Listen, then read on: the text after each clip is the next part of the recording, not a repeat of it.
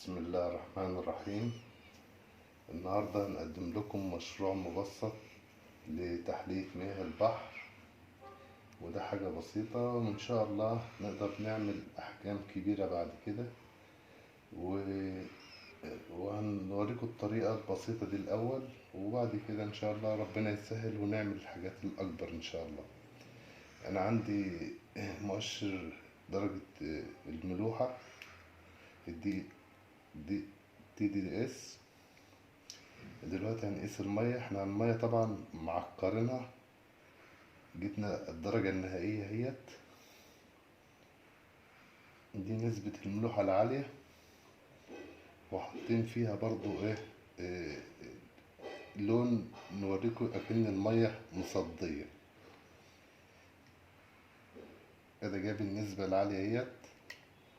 طبعا ما بيقراش بعد كده خلاص. دي نسبة الملوحة العالية.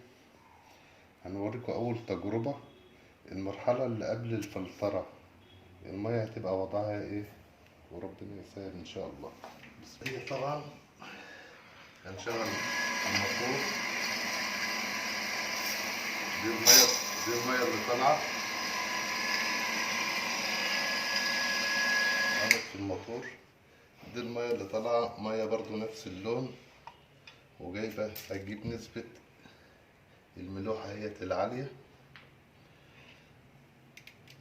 بعد كده هندخلها على عملية الفلترة. بسم الله الرحمن الرحيم. هنشغل الموتور.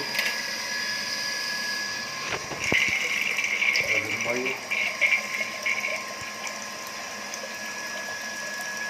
هي لسه مرقتش.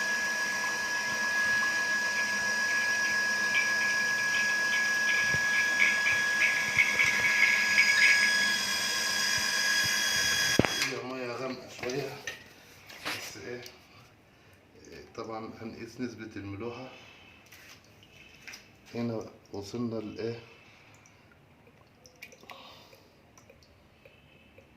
لحوالي 500 600. هي يعني مية الشرب العادية خالص. هو الفلتر طبعا لسه ما اشتغلش.